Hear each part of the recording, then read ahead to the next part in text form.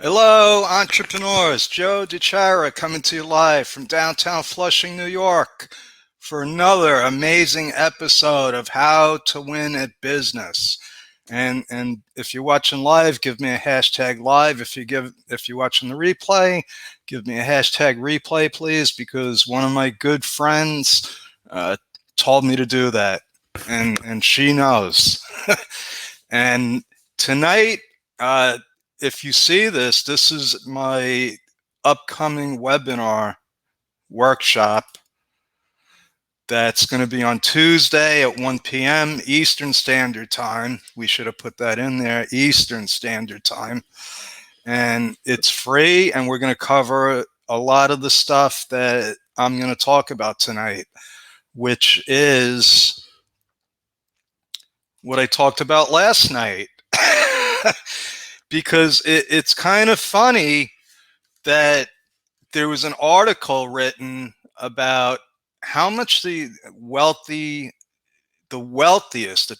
I think the top 25 individuals in the United States, how much they really pay in taxes.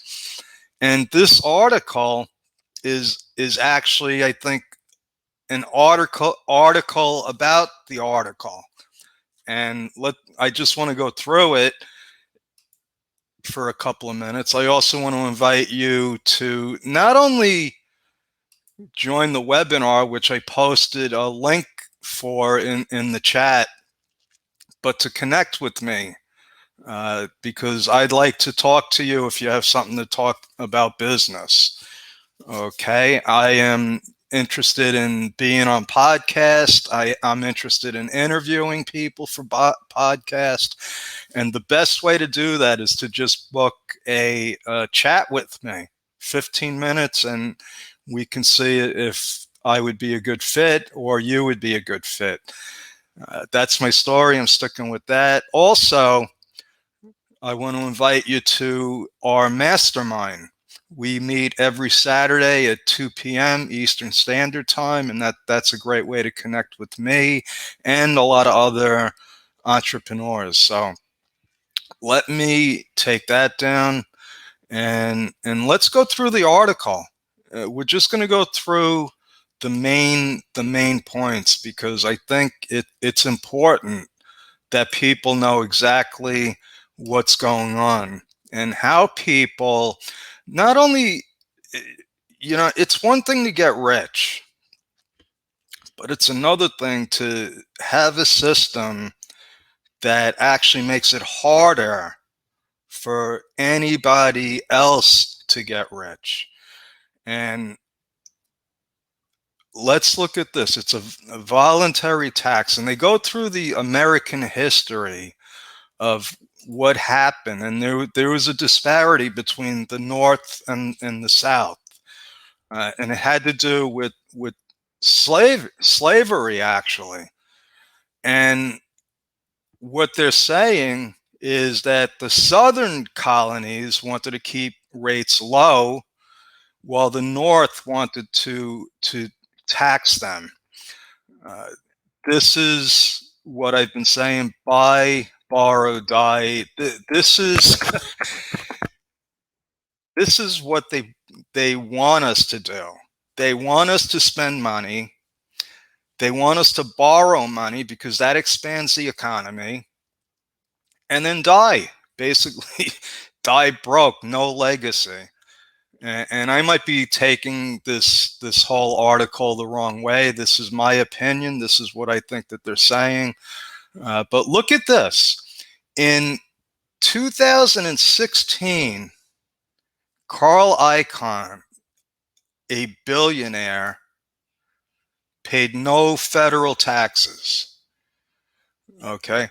Jeff Bezos, I don't know if he's still the richest man in the world. They seem to I don't know what he's worth, $400 billion now, whatever. But when was this? In 2011, he qualified for a $4,000 child tax credit. I don't think he really needed the cash. Not like people that should have gotten the cash. So let's look at this. Legal tax avoidance by the wealthy is more pronounced now. And the reasons, they actually list the reasons. And this is what it comes down to, folks. This is the real story, if you're interested. Let me get rid of this. The real story is that this country was founded on an idea of capitalism, and a few people, it wasn't that many people, uh, that took power, that wrote the Declaration of Independence and actually uh, started the United States of America. Over time, things changed. So the power structure didn't change. Okay, there was a big disparity between people that had money and people that didn't have money. That's how we started. And then at some point, the people in power decided that we needed an income tax because there was no income tax before. And so they had to write the Internal Revenue Code. And that gave the people in power a chance, a very good opportunity to manipulate the system, basically to control people that had less money, that weren't wealthy. So they put these little things in the Internal Revenue Code. And I'll give you an example. Rental property. If you own rental property, which, let's face it, unless you have money or you're very smart and know how to get real estate with no money, and you can do that. And that's one of the ways people get rich. Okay, they either use other people's money, or you have good credit, or you save the money and you started off slowly and you bought some real estate. It takes a long time, but I have seen people become multi-gazillionaires in real estate. So if you own real estate, you are at a distinct, huge advantage over people that don't own real estate. Why? Because it's written in the tax code. You see, real estate is treated differently than a regular business, than a person that's a sole proprietor. And that's really where the big divide is, folks. It's the difference between being a sole proprietor, paying more taxes than the freaking wealthy on a percentage basis, a big percentage basis, a huge percentage base. I mean, it's not even close.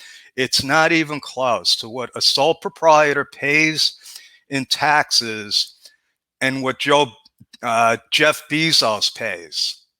And that's what that yesterday's article pointed to. So how does a guy like Jeff Bezos get a child tax credit?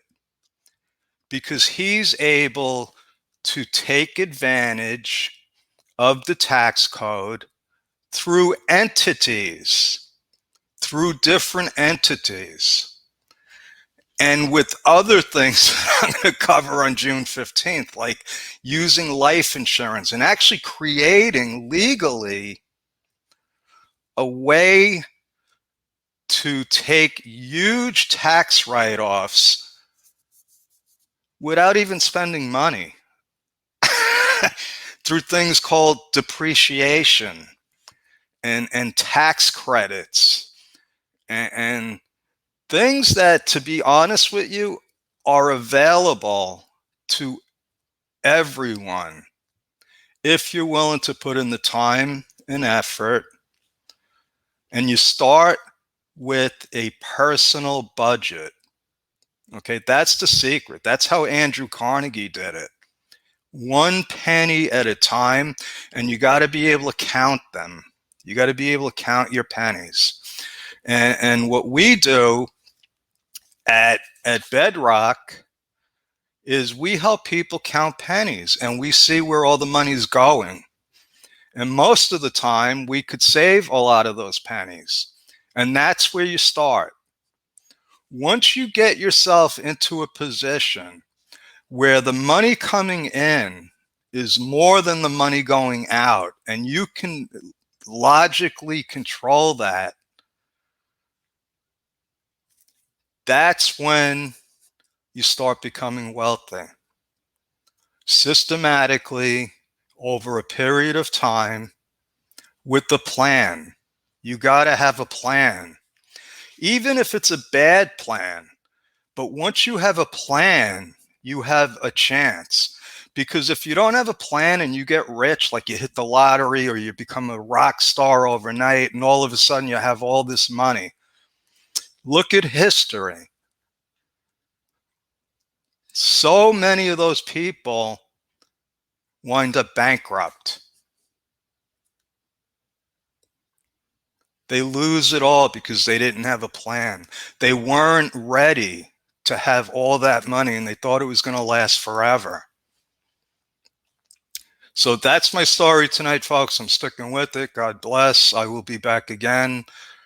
Like I said, if any of this resonates with you, if you want to know how to actually become rich, schedule some time with me. Okay. Thank you. Good night. And I'll see you tomorrow.